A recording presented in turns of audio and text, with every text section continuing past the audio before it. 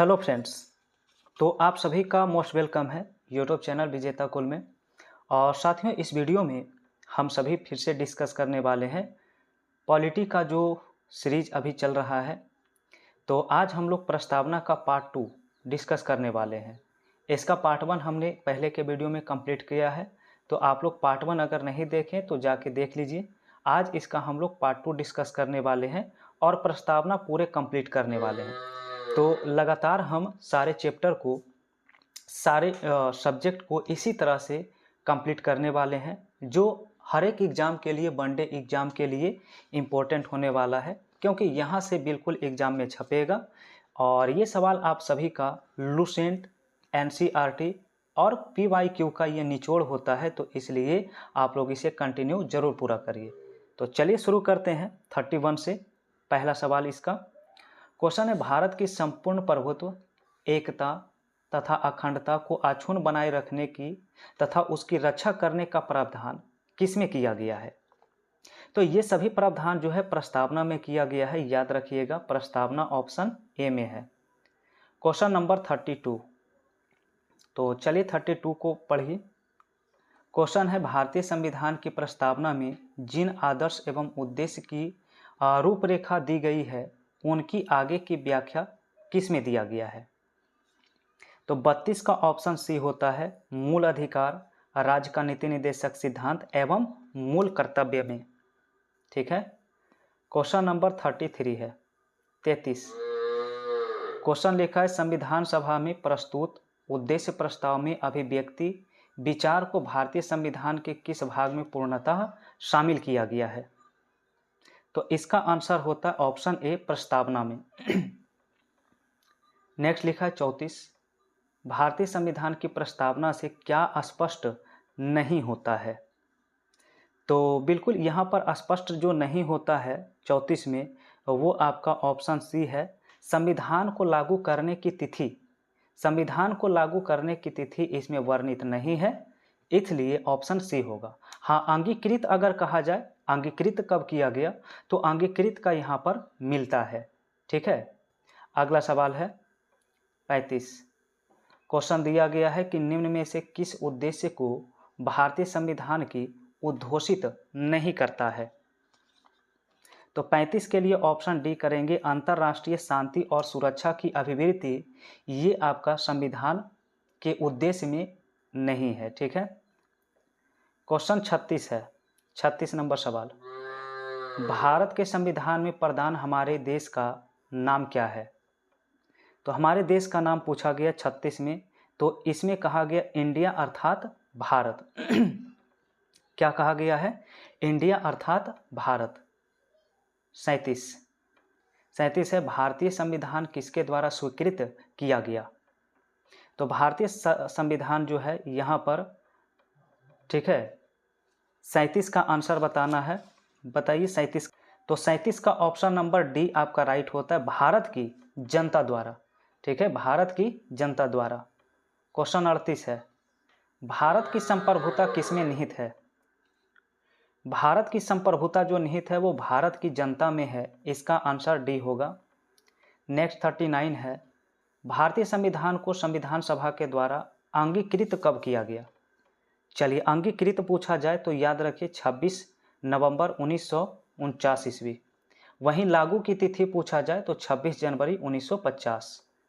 Next है 40, भारत का संविधान पूर्ण रूप से तैयार कब हुआ था? तो भारत का संविधान पूर्ण रूप से जब तैयार हो गया था, तो यहाँ पर 40 का ऑप्शन बी करेंगे, 26 नवंबर 1949 को। पूर्ण रूप से तैयार तो 26 नवंबर 1949 को हुआ था, लेकिन लागू जो हुआ था वो 26 जनवरी 1950 को। और अगला देखेंगे तो सवाल नंबर 41 है, कहा गया भारतीय संविधान कब अंगीकृत किया गया था? देखिए, कई एग्जाम में पूछा गया है। तो ये अंगीकृत हुआ है 26 नवंबर 1949 को। 42 सवाल है कि निम्न में से किस तिथि को भारतीय संविधान लागू किया गया था? अगर लागू की तिथि पूछा जाएगा तो 26 जनवरी 1950 उत्तर करना होगा। और नेक्स्ट दिया 43 में, किस वर्ष भारत एक संपूर्ण प्रभुत्व संपन्न प्रजातांत्रिक गणराज्य बना था? 43 का आंसर याद रखिएगा ऑप्शन डी 1950 में। चलिए नेक्स्ट है 44। सवाल है संविधान की उद्देशिका में कितनी बार संशोधन किया जा चुका है। संविधान की उद्देशिका में कितनी बार संशोधन हुआ है, तो इसमें मात्र एक बार हुआ है, और वो भी कब हुआ है, तो 42वां संविधान संशोधन 1976 में, जिसमें एकता, अखंडता, धर्मनिरपेक्ष और समाजवादी शब्द को जोड़ा गया। चले 45 में बताइए, भारत के संविधान की प्रस्तावना में पहली बार संशोधन कब हुआ, और ये हम जिक्र कर चुके हैं 1976 में 42वां संविधान संशोधन। तो अगला 46 आ चुका है सवाल कि भारत के संविधान को लागू कब किया गया था, बताइए। चलिए लागू तो हम बता चुके हैं कि 26 जनवरी 1950 को ये लागू हुआ है। नेक्स्ट दिया 47। तो क्वेश्चन दिया है संविधान की प्रस्तावना सभी भारतीय नागरिकों को निम्न में से कौन सा एक उपलब्ध कराने का वायदा नहीं करती है। तो प्रस्तावना इनमें से किसकी वायदा नहीं करती है, तो पूजा की समानता। पूजा की समानता जो दिया है ये इसकी जो है वायदा नहीं करती है। बाकी सामाजिक न्याय, राजनीतिक न्याय, विचार की स्वतंत्रता इससे संबंधित है। नेक्स्ट है 48, जिसमें कहा गया है कि 26 नवंबर 1949 को अंगीकृत भारतीय संविधान की प्रस्तावना में निम्न में से कौन सा सम्मिलित नहीं था। तो जब अंगीकृत किया गया था संविधान को, उस समय कौन इसमें सम्मिलित नहीं था, तो याद रखिएगा इसमें समाजवादी, पंथ निरपेक्ष और अखंडता इसमें शामिल नहीं था, क्योंकि इन सभी को कब जोड़ा गया था, 1976 में जोड़ा गया था। इसलिए 1, 2, 3 इसका उत्तर हो जाएगा, ऑप्शन नंबर ए करेंगे। चलिए अगला सवाल 49 आ चुका है। भारतीय संविधान की उद्देशिका में परिवर्तन किस संशोधन अधिनियम में किए गए थे। ठीक है, तो 49 का जो राइट आंसर होता है ऑप्शन, यहाँ पर बताना है परिवर्तन किस में किया गया था। चलिए कमेंट करिएगा। बिल्कुल सही आंसर होता है ऑप्शन डी 44वां संशोधन अधिनियम 1979 इसका राइट आंसर। ठीक है, अगला है 50 नंबर सवाल। भारत की संप्रभुता, एकता तथा अखंडता को सुनिश्चित करने का भाव किसमें निहित है। चलिए ये बताइएगा किसमें निहित है। तो बिल्कुल सही, ये सभी भाव आपका जो है प्रस्तावना में है। किसमें है, प्रस्तावना में। Next question, question number 51। प्रस्तावना का वह प्रावधान जो सभी वयस्क नागरिकों को मतदान करने का अधिकार प्रदान करता है उसे क्या कहा जाता है। चले 51 का आंसर बताना है क्या होगा। तो इसे प्रजातंत्र कहते हैं, जिसमें मतदान करने का अधिकार है। 52 लिखा है भारतीय संविधान के किस संशोधन के द्वारा प्रस्तावना में 2 शब्द समाजवादी और धर्मनिरपेक्ष शब्द जोड़े गए। तो इसका ऑप्शन बी हो जाएगा 42वां संविधान संशोधन 1976। नेक्स्ट है भारत के संविधान की प्रस्तावना में प्रयुक्त स्वतंत्रता, समानता एवं बंधुत्व शब्द किस क्रांति से प्रेरित है। तो 53 का ऑप्शन सी हो जाएगा फ्रांस की क्रांति। नेक्स्ट क्वेश्चन, भारतीय संविधान के किस भाग में स्पष्ट रूप से घोषणा किया गया कि भारत एक धर्मनिरपेक्ष राज्य है। तो 54 का ऑप्शन बी हो जाएगा संविधान की प्रस्तावना में। ठीक है, नेक्स्ट 55 दिया है। क्वेश्चन है भारत के संविधान की प्रस्तावना में कितने प्रकार की न्याय, कितने प्रकार की स्वतंत्रता, समानता एवं भ्रातृत्व का सही उल्लेख मिलता है। तो 55 का ऑप्शन ए होता है संविधान में 3 प्रकार का न्याय, 5 प्रकार की स्वतंत्रता, 2 प्रकार की समानता और 1 प्रकार का भ्रातृत्व का चर्चा है। ठीक है, नेक्स्ट 56 नंबर है भारतीय संविधान का प्राधिकार स्रोत कौन है। 56 का राइट आंसर याद रखिएगा भारत के लोग। ठीक है, नेक्स्ट लिखा है 57 संविधान की प्रस्तावना का विधिक स्वरूप क्या है।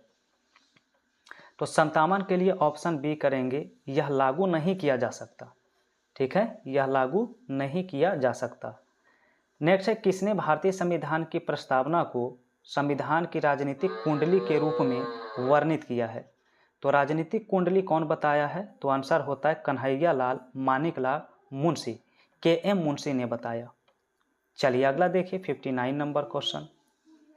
तो 59 नंबर सवाल है, भारत के संविधान के संबंध में निम्न में से कौन सा कथन सही नहीं है? इनमें से कथन जो गलत है वो बताइए।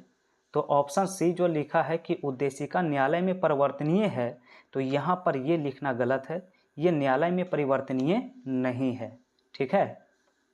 और अगला सवाल 60 है, भारतीय संविधान का 42वां संविधान संशोधन अधिनियम 1976 में संविधान की प्रस्तावना में निम्न में से किसे शामिल किया गया है? तो 60 का आंसर क्या होगा?